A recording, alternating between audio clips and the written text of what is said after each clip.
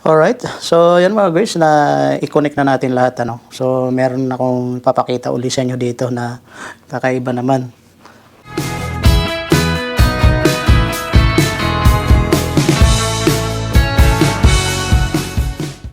Hello mga guys, sa mga mahilig sa mga pedalboard na DIY. So update ko lang kayo mga guys sa ginawa natin na pedalboard. Bali meron tayong binago rito. So ang binabago ko ngayon dito ay dito na ako maglalagay ng input natin ng gitara. Kasi kapag nandito, hirap kasing ipasok yung pinaka natin, yung pinaka wireless natin dito. Kasi nga may nakaharang dito sa ibabaw. So mahirap dukutin. At isa pa, nagkakaroon ng interference between wireless guitar at saka yung ating M-Wave na transmitter. Ayan, napansin ko lang na meron siyang interference. So ang ginawa ko, maglalagay ako ngayon ng input jack dito. Ayan, ito yung pinaka-input natin. Para dito na tayo magkakabit ng ating wireless guitar. So sa gilid na lang. Ayan, inayos ko lang para gusto ko kasi nakalubog siya para kapag sinarado natin yung ating box, yung pinaka-box natin dito. So hindi siya tatamaan. So in-adjust ko pa, nilulubog ko pa siya. So ang cable natin na ilalagay dito, ito naka-steady na itong ganyan, naka-steady. Tapos ito, puputulin natin to, then kakabit natin dito para sa input natin. So habang nakakabit yan, pwedeng tanggalin yan, nakaganon. So meron siyang allowance din na pwedeng bunutin. So yan yung update ko. At saka ito, pinagdugtong ko na yung maiksing cable. Ayan, nakakabit na siya. Mamaya, papakita ko sa inyo. Ito yung pinaka-input. Input natin. Yan. Input. Papunta rito sa pinaka-output niya. Ito yung output natin, di ba? Yan. Output. Pero mas maganda, stereo yung nakalagay rito. So, pansamantala, yan, mono lang muna. So ang ginagawa ko rito, higpitan ko lang muna ito para nakapix siya na hindi gagalaw. Ayan, higpitan muna natin.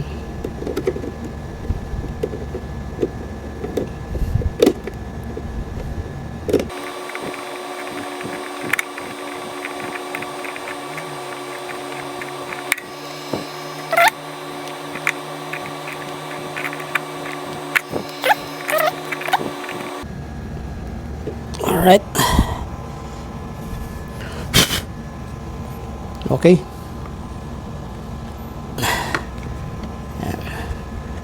Yan. Ganyan ang position yan. Pwedeng bunutin. Ayan. Ganyan siguro. Tuloy natin.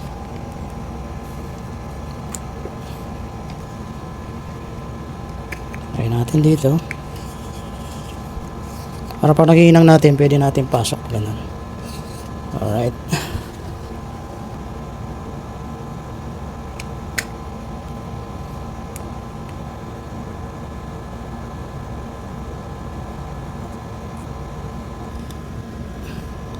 So, pasok natin. Ito yung pinaka-positive niya.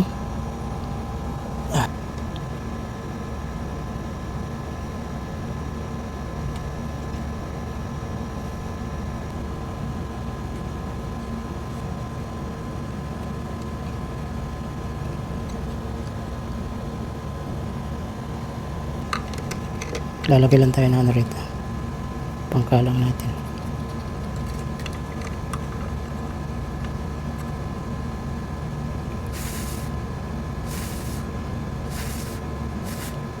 Inayos natin maigi.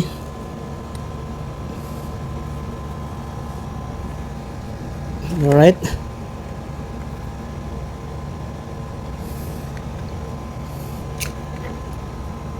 So ito yung positive. Positive ito sa gitna. Ito yung negative. Okay na. Okay.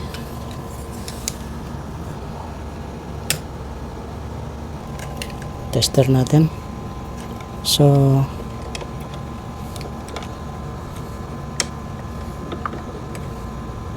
negative to negative. Ayan, tester natin. Ayan. Negative to positive. Ayan, wala. Okay, wala. Positive naman tayo. Positive tayo, positive.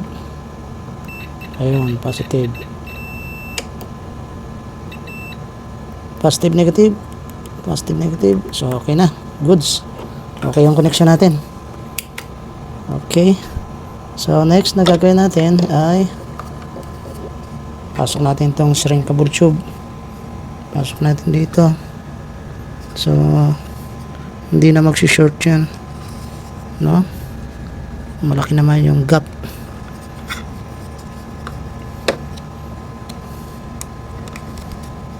Alright. And then,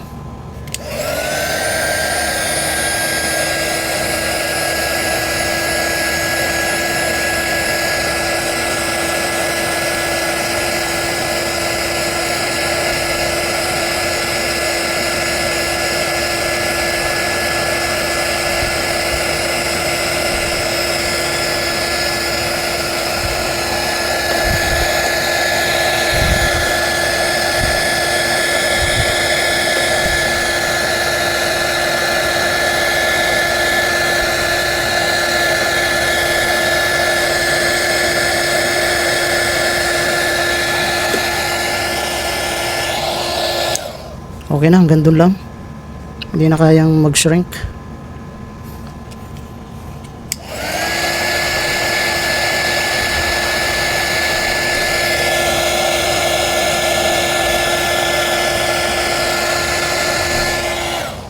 Okay. So, dito yan nakasaksak. Yan. Alright.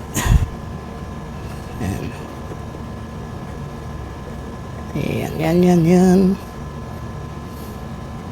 So, pwede siyang bunutin kung gusto kong bunutin. Dahil may allowance naman siya. Alright. So, dito tayo mag-i-input ng ating wireless guitar.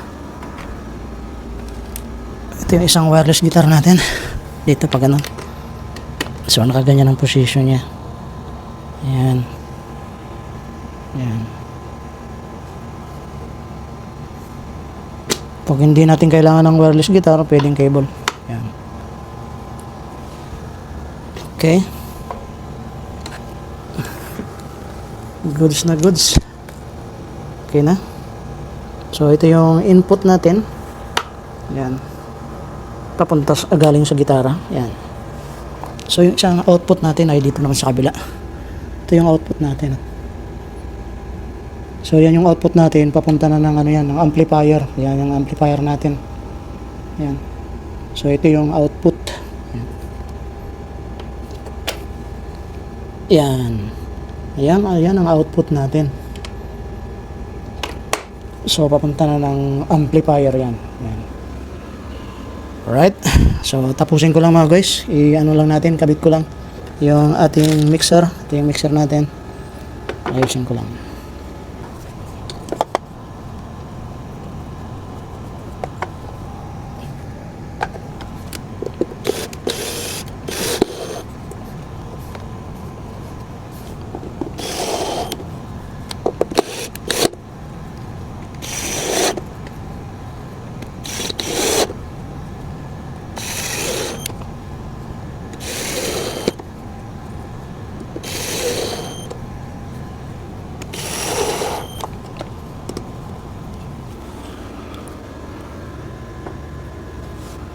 Alright mga guys, so ilalagay na natin tong mixer natin.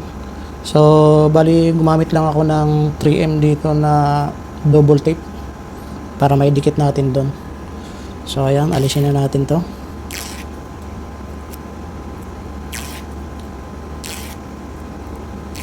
Tapos, ididikit ko.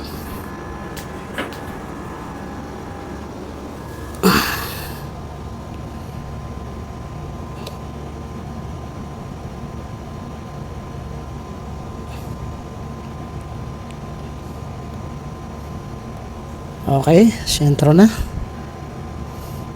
Sentro. Yan.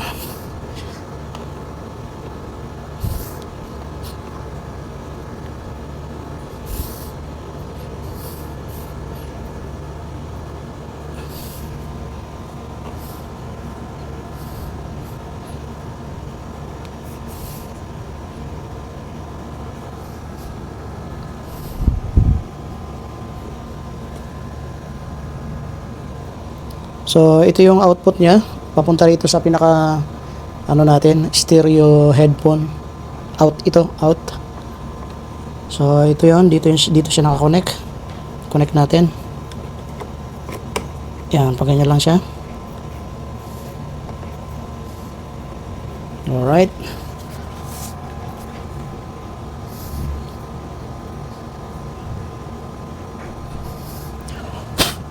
Okay, na-connect na siya mga guys.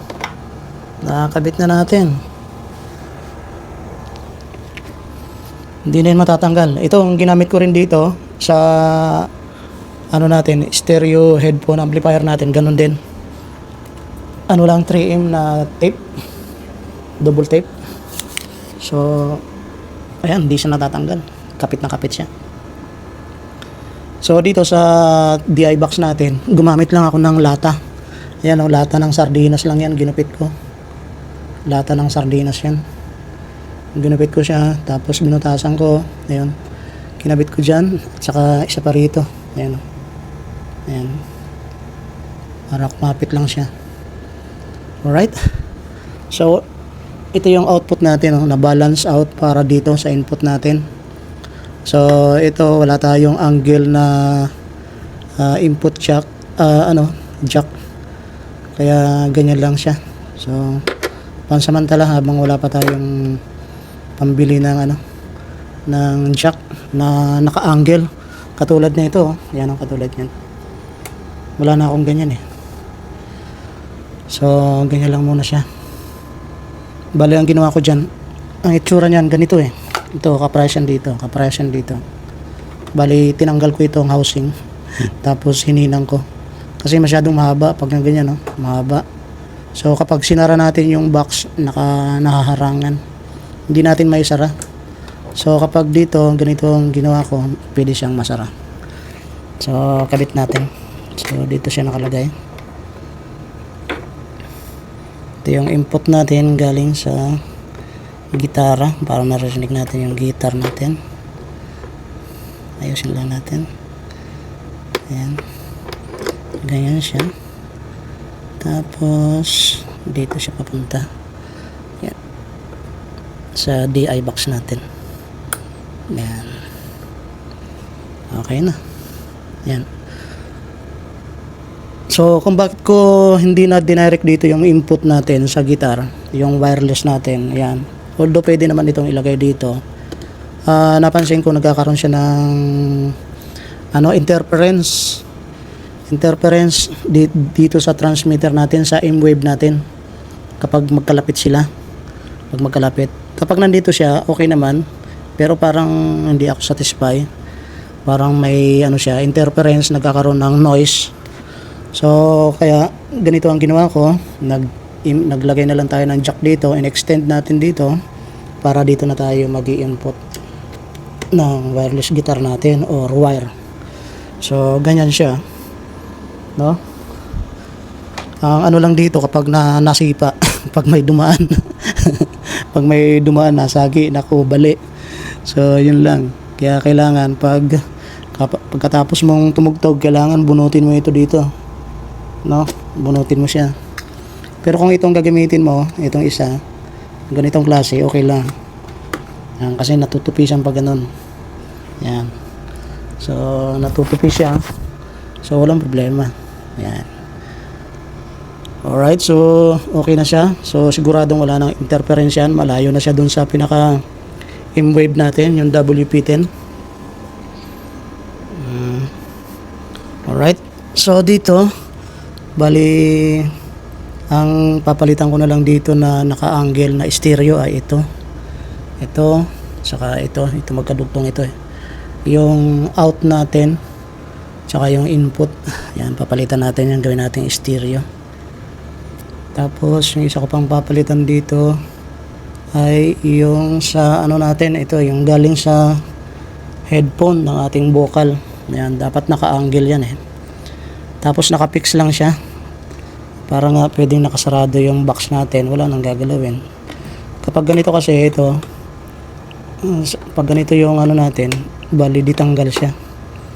So, ditanggal. So, kapag ililigpit mo, kailangan mong tanggalin ito. Yan. At saka yung sa camera natin. Yung dalawang cable lang naman. Ay, bali tatlo pala. Ito pa pala. Yung para sa output natin, para sa M-Wave. Ayan. Tatlong cable ang aalisin. So, tanggalin mo to. Ayan. Yung sa camera. Saka yung sa M-Wave. Pag magliligpit ba. Yung sa microphone. Ayan. Ayan. Ganyan na siya. So, pwede mo na siyang isarado. So, kapag gagamitin mo, so, salpak mo tong sa headphone sa vocal. Ayan. Ayan. Tapos, saan ba yung extension natin? Sa stereo. Ayun, dito pala. Ayan na pala. Ayan. Ayan. Kakabit mo yan. Tapos, yung sa M-Wave. So, dito. Ayan. Puposition mo dito sa tabi lang. Ayan. Dito lang sa tabi. Okay na dyan. Ayan. Kung gusto mo mag-record, gamit yung camera habang tumutugtog ka, maglagay ka rin dito. Ayan. So, dito, stereo din dapat. So, yun pa yung mga cable na bibilin ko kapag may budget na tayo. Okay na ako dito. Satisfied na ako dito. Alright. Ayan. Alright. So, yan mga guys, na i-connect na natin lahat. Ano? So, meron akong papakita uli sa inyo dito na kakaiba naman. No? Lagay ko lang dito yung cellphone natin. So, itong narinig yung boses ay actually, itong ginagamit natin na video ay ano na ito, GoPro. Yung GoPro natin, ayan, nakakonect siya sa cellphone para nakikita ko yung kung saan nakatutok yung camera natin. So, ayan, nakikabit na natin yung mga ano natin doon. Nailagay na natin yung pinaka-mixer ano natin, amplifier. At ito yung M-Wave natin, ano. So, dito guys, sa video na ito, mapapansin nyo na itong sound na narinig nyo ay yung Kumica wireless. Yan, yung Boom XD ko, ginagamit ko. Ayan, nakakonect siya dito sa pinaka input 3. Ayan, nakakonect siya dito sa input 3. Ayan, yung input 3 na yan. Ayan. And then, yung wireless na yon ay ito. Ito na mismo. Ayan. Ito yun. Ito. Ayan. Ito yun guys. Alright. So, itong sound na narinig nyo ay nanggagaling dito sa Kumica. So, pwede pala siya. No? At saka napansin ko rin dun sa microphone ko na isa. Ayan o. Malakas sumagap ng tunog ng aircon natin. So, nung sinubukan ko sa dynamic microphone, nawala yung kanyang, yung ugong, yung hissing sound. Kasi itong maunong microphone natin, yung condenser. Yung ginamit ko kanina, yung, Shure na microphone, dynamic. So, yun, hindi na napipick up yung tunog ng aircon dito. So, ngayon, pinatay ko muna yung, yung pinaka-aircon. Kasi nga, itong microphone na ito, malakas din sumagap ng tunog ng aircon, kaya maingay. So, pinatay ko muna. At, ayan. So, malinaw yung nare-record natin. Alright. So, ayan guys. Ayan. So, natesting ko na siya, yung tunog sa amplifier. So, okay naman. Okay naman yung tunog. At, siyempre, naririnig natin dahil gumagamit tayo ng, yung tinatawag na, suot-suot natin. Hindi lang nakasuot sa tenga natin. Yung ating in-ear monitor. So, ayan mga guys. Ang ating setup, ayan pwede pala siya. Yung wireless na pwede rin gamitin. So, pwede rin dyan yung yung isa ko pang wireless. So, gumamit lang ako ng Kumica. Ayan. So, ang balak ko kasi, ito yung pinaka-microphone ko kapag nagkakantahan, no? Kung ako yung, yung musical director. Kung ako lang ha. Hindi. Kumbaga kung sino man yung magsasign, no? So pag sinabing verse 1, verse 2 or bridge, chorus. So ito yung microphone na gagamitin, wireless ano. So ayan guys. Ayan ang update natin. Okay. So, dito ko natatapusin yung video natin mga guys. So, update ko na lang kayo kung ano pa yung mga gagawin natin na kakaiba dito sa ating pedal board all-in-one. Alright, so thank you sa panonood mga guys. Magbuhay po kayo at God bless po sa inyo lahat. Peace.